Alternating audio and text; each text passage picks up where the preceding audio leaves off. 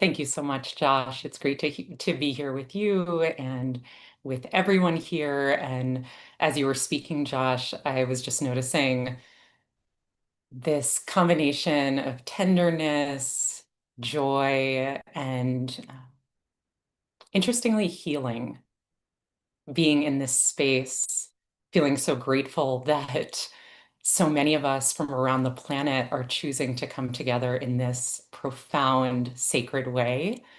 And you might, and by you, I mean each of us, we might just take a moment right here, right now, to honor that being here is a choice. We set a kavanah to show up not only for ourselves, but for each other, and also for the ripple effects of practicing in this heartfelt way.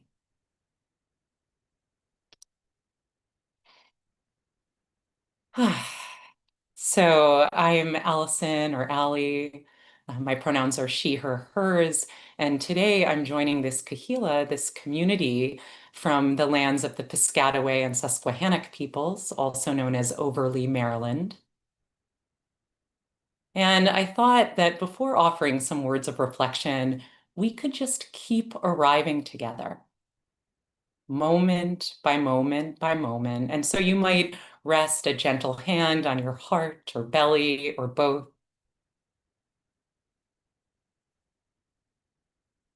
inviting in a sense of greater integration.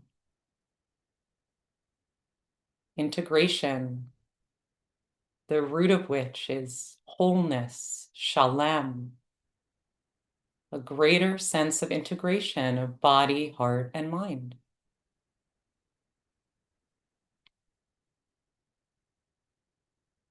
Resting in this spacious field, this spacious sadeh of humanity that we're co-creating together, wholeheartedly, humanly, tenderly.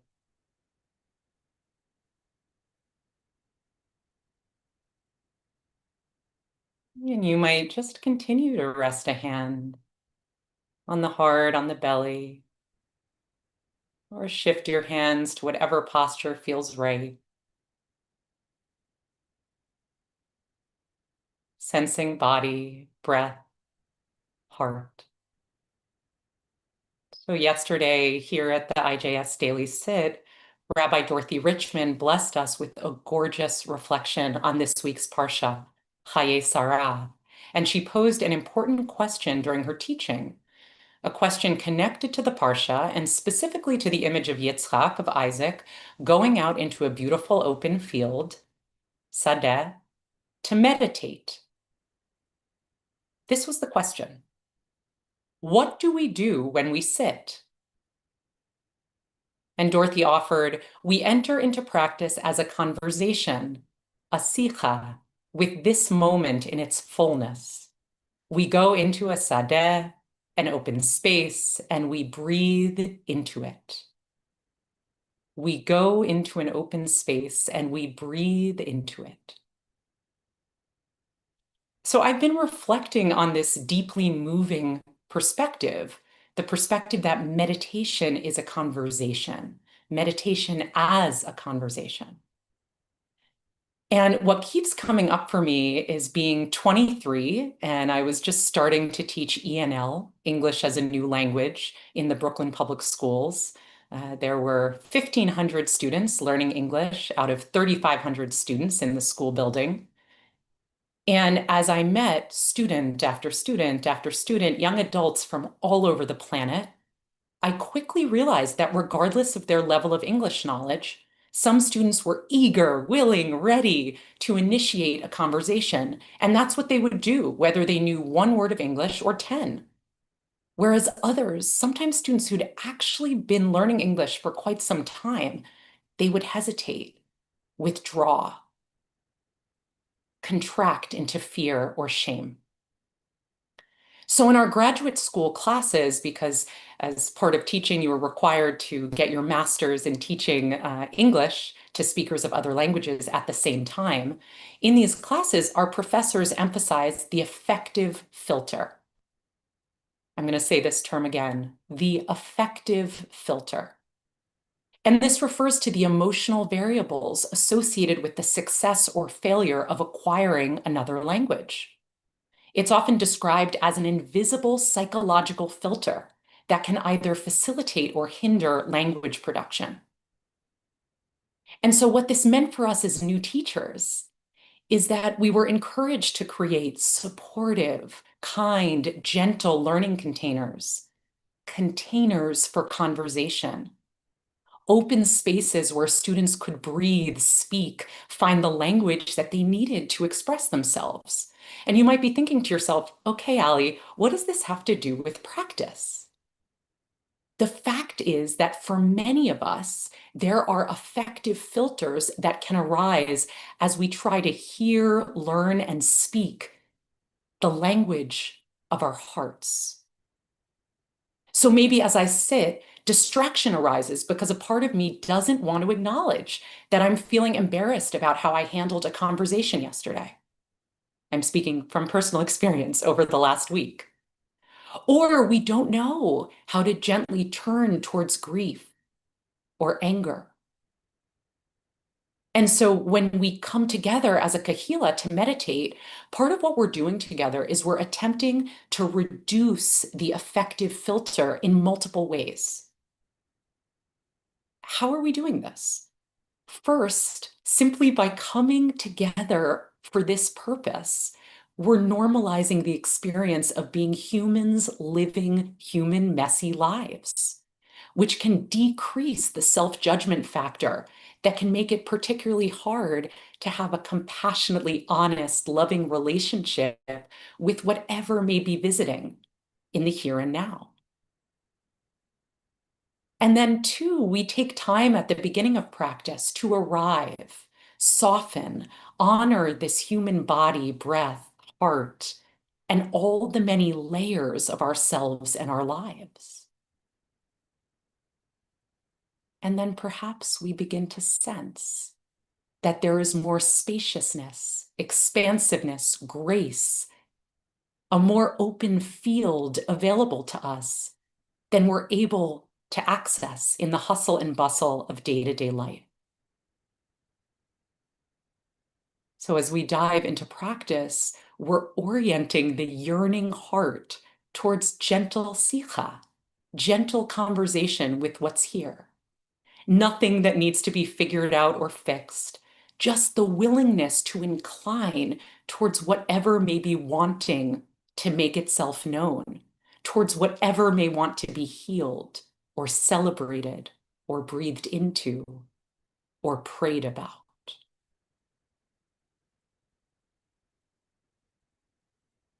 So in a few moments, we're going to move into a period of practice. Before we do that, I just wanted to offer a classic visual metaphor, or a metaphor that uses an image, frequently used in mindfulness teaching. And that's salt in a thimble of water versus salt in an ocean.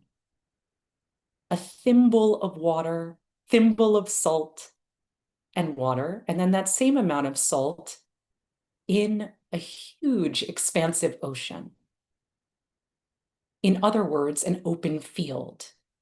How does whatever it is we're navigating as human beings get experienced differently if we're experiencing it as if we're in this tight thimble, or if there's space, compassionate awareness, a loving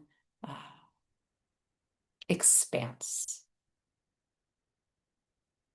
And Jewishly, we're a few weeks from Yom Kippur, where we chant again and again, El Rachum v'Chanum, Erech Apayim, V'Rav Chesed v'Emed, Notzer Chesed la'alafim, Nosei Avon v'Fesha v'Chata'a v'Nakeh. the 13 attributes, source of compassion and graciousness, slow to anger, abundant in loving kindness and truth, keeping kindness for 1,000 ages, forgiving when we miss the mark, whether intentionally or unintentionally, and cleansing us. We're offered Jewishly such an expansive space to be human. And so let's practice together. I'll be guiding us for the next 10 to 15 minutes. And I'll just say, as many of you have heard me say before, that you are your own best teacher. And what I mean by that is if at any point something arises for you in practice that feels beyond your range of resilience, or there's a sense, it would be wise for me to shift my body or open my eyes or stop meditating and gently sip a cup of tea. Please listen and learn from your body and heart signals and take what I'm offering as simply that, an offering, an invitation. Finding your way to whatever posture feels right, feels supportive, nourishing, nurturing for practice. Whether you're sitting up or lying down or standing, you might close your eyes or soften your gaze, or do whatever supports you in turning inward and also held in loving community. And for some of us, it's really, really beneficial for a moment or longer, or for the course of the whole practice, to rest a palm or both palms on the heart. Just this gentle reminder to orient towards tenderness, because being human can and often is quite hard.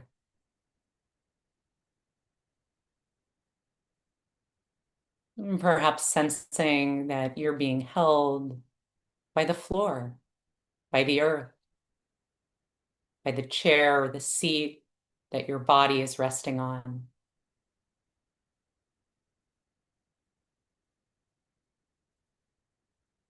Letting the body be. No one to become, nothing to make happen.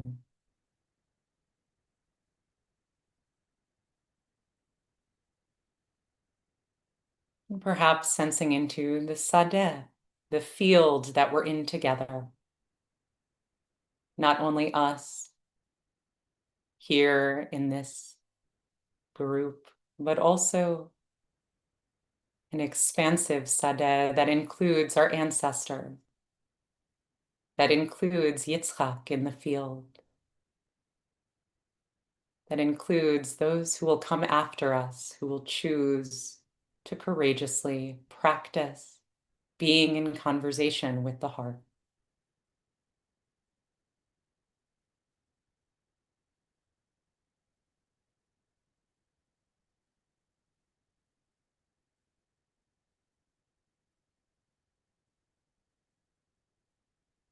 And you might gently reassure your heart. Sweetheart, it's okay to rest here. It's okay perhaps to release a little bit of your armor.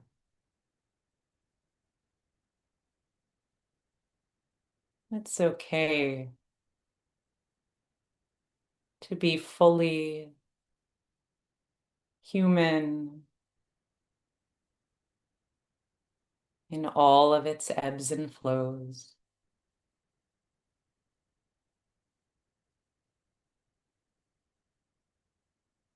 It's okay. There's okayness here.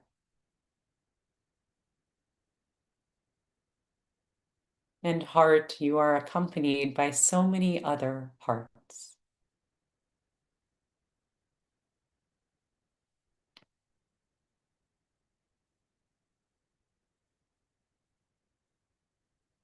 For some of us, the heart or a hand on the heart might act as an anchor for this practice.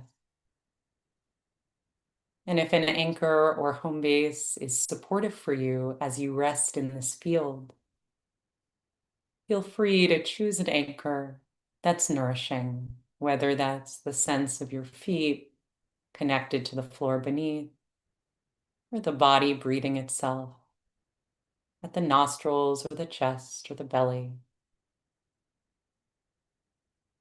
or your shoulders expanding and contracting with the breath.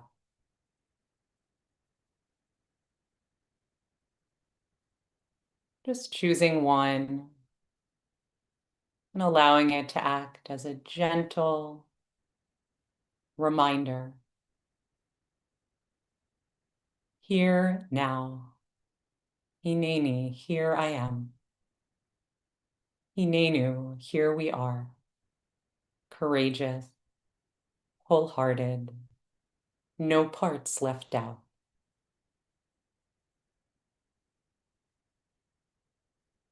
So we'll take the next few minutes to sit in quiet together, resting deeply, meeting the heart. Perhaps there's a bit of gentle sikha, gentle conversation.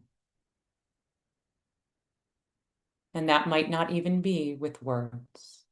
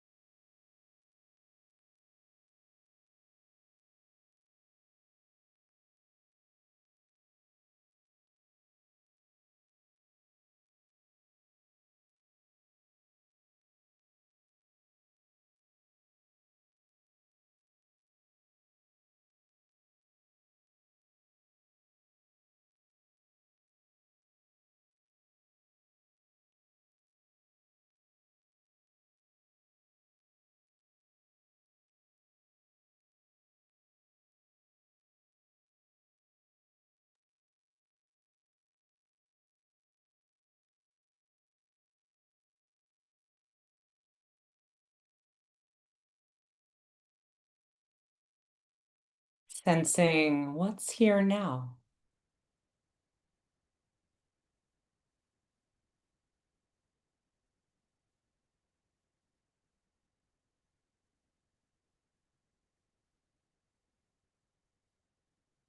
Perhaps also inquiring gently and honestly if there's an internal willingness to access your heart's knowing, your heart's wisdom.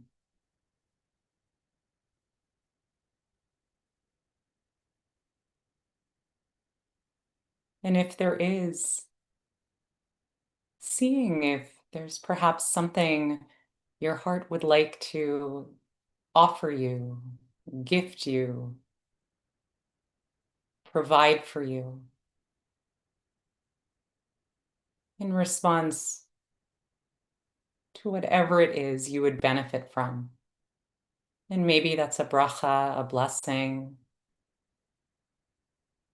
Maybe it's a gentle reminder or some encouragement.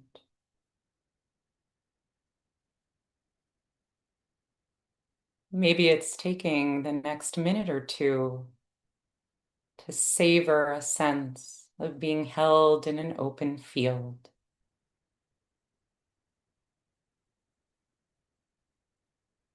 Or it could be, again, the palm of your hand resting gently on your heart.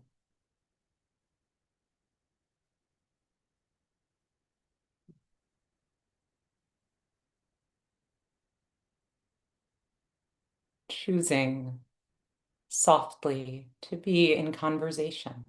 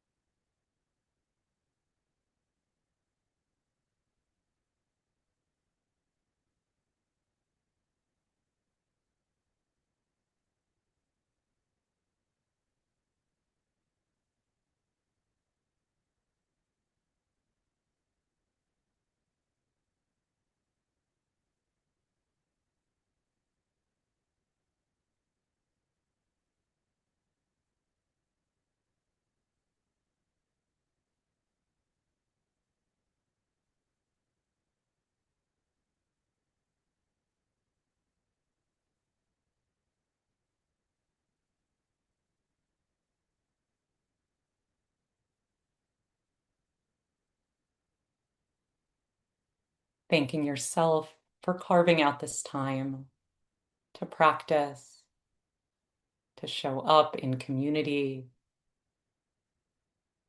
to have the courage to listen inwardly with as much love as we can access. Thank you for your practice.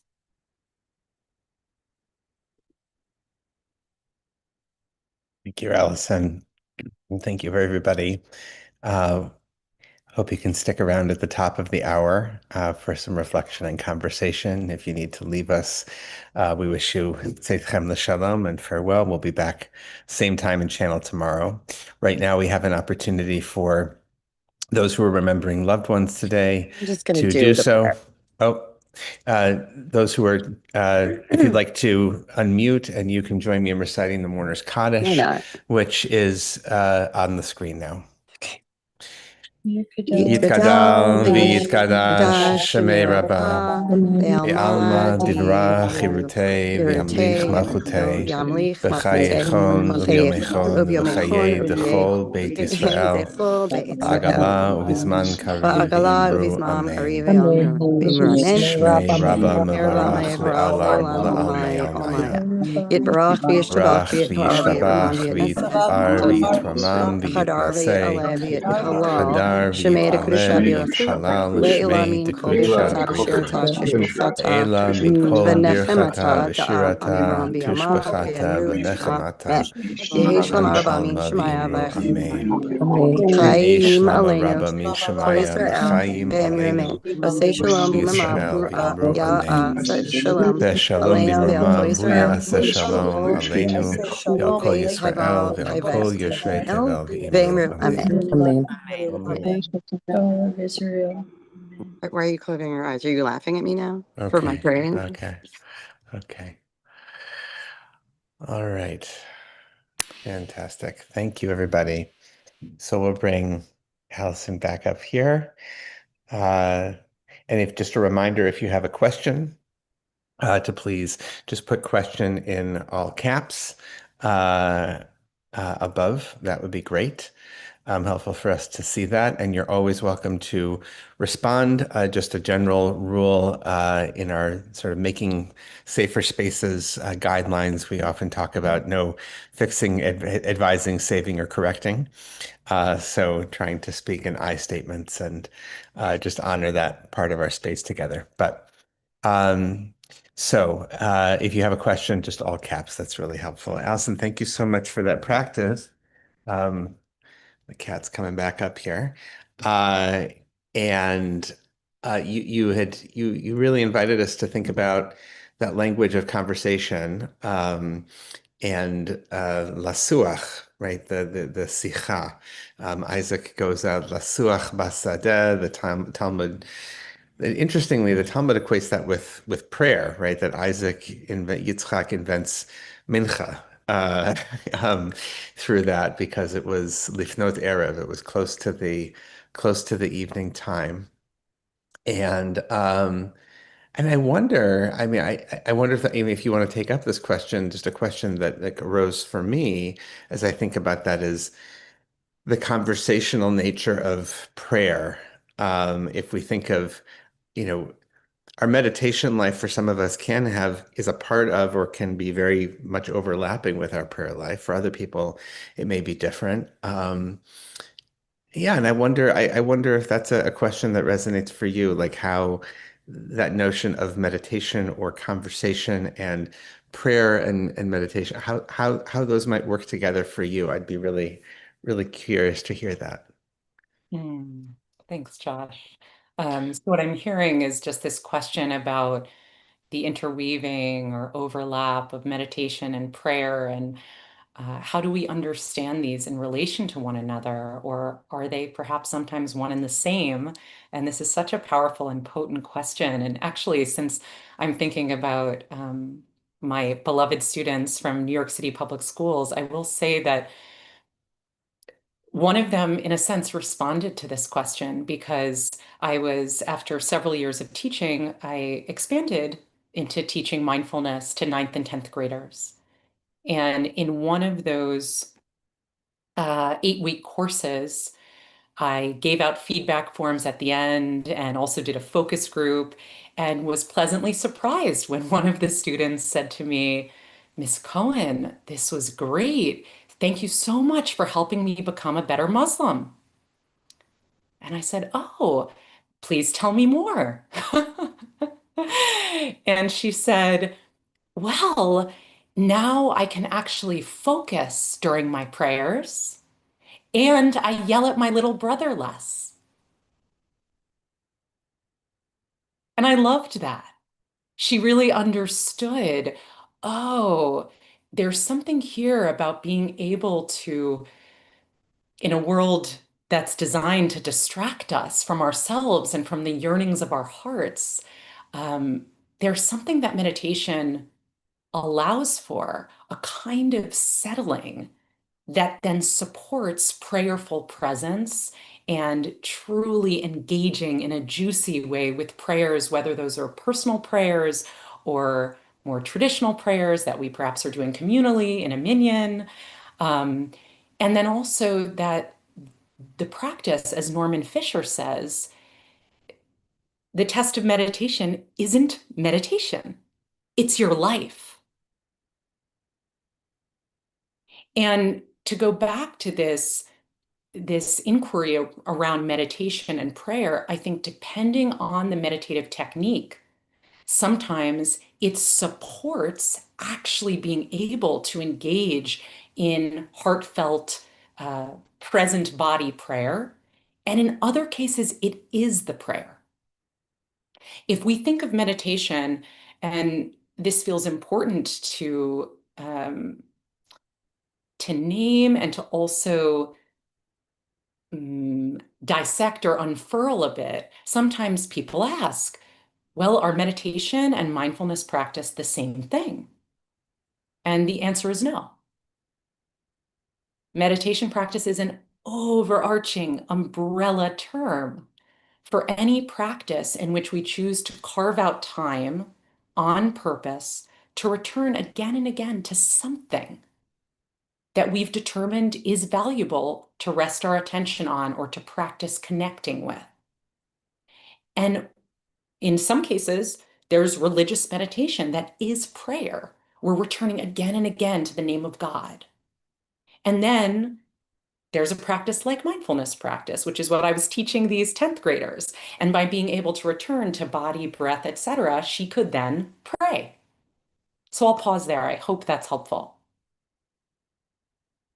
Beautiful.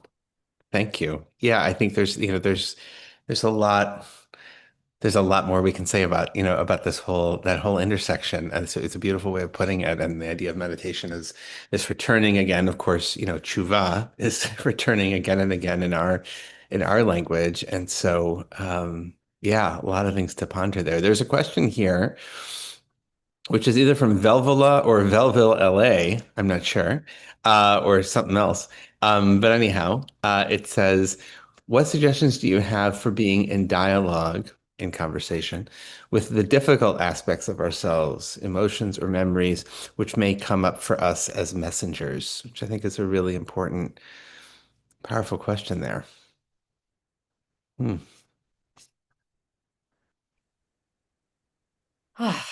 This really gets to the heart of why we practice. And I just want to say this feels very top of mind and heart. Speaking of what you're going to be doing, Josh, with Roger Kamenetz, this is the question that is really at the heart of his work these days and of his new book. And I heard him speak actually on Sunday, and this was the question he addressed. So just want to uplift this inquiry. And in terms of being in dialogue with the difficult aspects of ourselves, with emotions, with memories that may come up for us as messengers, what I would offer first and foremost is to remember you are not alone. So even now, resting a hand on the heart or belly, oh, part of being human is having difficult messengers that come to visit. I am in very, very good company. One of the things that can make turning towards these messengers most challenging is when there's a sense of, I'm the only one. I'm the only one navigating this. And so, not to get too nerdy here, but the research on self-compassion makes clear that there are three interrelated components of self-compassion. And self-compassion, I would say, is actually a misnomer. And Jewishly is definitely a misnomer. That what self-compassion actually means is remembering that we're held in an embracing compassion that has space, room, expansiveness for each of us. But it's the remembering in Western culture that's so difficult, 21st century life. And so self-compassion research shows, let's remember and practice three things: awareness of suffering, of a messenger, of an emotion, of a memory. So that's mindfulness, compassionate mindfulness of what's here. Then two, this is part of being human. I'm not alone in this. This is common humanity. And then three, may I cultivate practices, skills, tools that support me in orienting more and more towards kindness towards myself. And kindness, mindfulness, common humanity, it can actually be summarized, as Dr. Kristen Neff says, into 3 sentences. And the 3 sentences are, I am aware of suffering. I hope I'm remembering these correctly, but this is essentially what they are. I'm aware of suffering. I am not alone in this. And may I be kind. May I be kind to myself. And then what I would say is, depending on the intensity of the messenger, sometimes it's really helpful to explore it, especially in the early stages, with an exploration partner, a beloved friend, a rabbi, a therapist, a spiritual teacher. If we have that spidey sense that this is beyond my own window of tolerance or range of resilience to navigate on my own. And then the other thing I would offer is that writing can be really helpful, because externalizing it can give us the space necessary to be in more of a relationship, a conversation with it, rather than identifying with it so intensely that it becomes all of who we are, when that's not actually the truth of the matter. A pretty detailed answer. You've and you mentioned the book, and folks may want to know Kristen Neff, who teaches at the University of Texas, I think, right? Is that right? I think so. Um, anyway, she's one of the leading scholars on self-compassion. I think one of her books is called Self-Compassion. And really at the intersection of psychology and mindfulness practice, and really wonderful, highly encouraged. There we go. And Avi says, I notice suffering, I notice our companionship in this, and I choose kindness. Beautiful. Um, yeah, and I think, and frequently, and not surprisingly, the question that Raquel mentions is like, and in the face of folks who may we understand to be opponents, right? And who may in fact be threats, or we view that way, right? And how we, on the one hand, try to continue, cultivating this practice, and on the other, not get to the point where we're being so rosy-eyed that we're not being clear necessarily about what the stakes may be.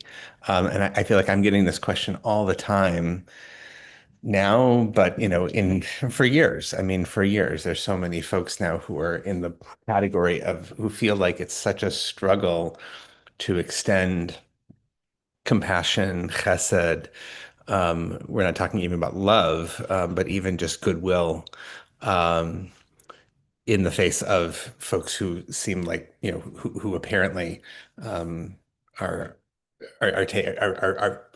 who are being received as who we receive and understand to be threats. Um, and on the one hand, I feel like, I mean, Ali, I'm curious how you respond to this. Um, but I think on the one hand, it's important to remember, the vast majority of cases that in our day-to-day lives are not in that category.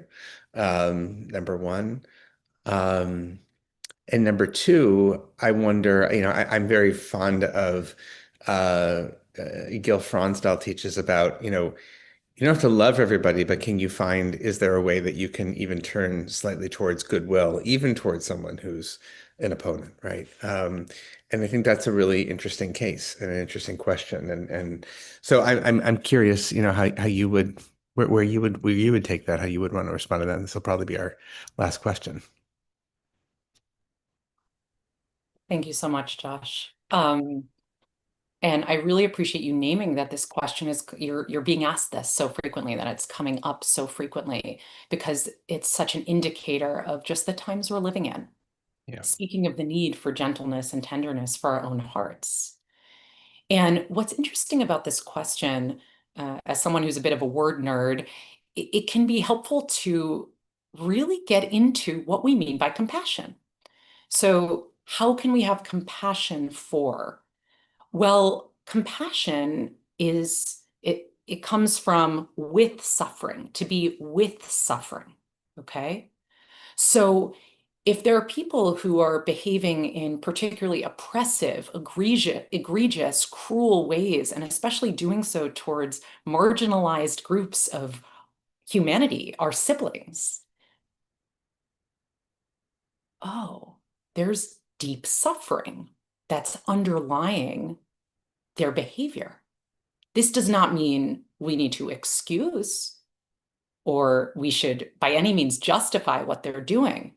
But someone once asked in one of the young adult groups, Josh, for certain dictators, how do we have compassion for them? And in that group, we talked about envisioning them as a young child and recognizing that over the course of their lifetime, many things must have happened to them that would allow them or lead them to this point of behaving in these deeply cruel ways. And so, what it means to have compassion is to say, I see or honor or acknowledge that you, like me, are a human being. And you too suffer and have experienced suffering. And as the Dalai Lama would say, have compassion for all, but that doesn't mean you let them do what they like. And so, can we not cut anyone out of our hearts? Can we say, you too have blood coursing through your veins. You too want to be loved. You might have all kinds of misguided approaches to navigating being human. You are deeply, deeply confused, and that's having ramifications on this planet.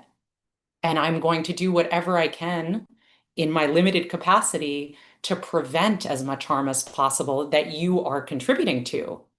But I will not forget that you are human like me and that many causes and conditions, including so much suffering, has led you to be who you are in this moment. And I think I've mentioned before on this set that, and I really need to nail down the name, someone's going to have it, of a Holocaust survivor who talked about as a girl being, having to stand before Mengele, and that formulating in her mind, she realized that the way she could have power in that moment was actually to pity him. Right. And that's another version of this teaching, right? In a certain sense, is like, actually we can grow, beyond it. That doesn't mean we reduce our vulnerability. Right. We may in fact still be entirely vulnerable, but there is a move to make. There are things that are at our disposal internally. We'll have to have a whole separate conversation about that, because we're at our time, and I want to honor your time and everybody's time here. But thank you so much to everyone for the conversation today. Thank you to Ali for a really beautiful and powerful set and teaching as always.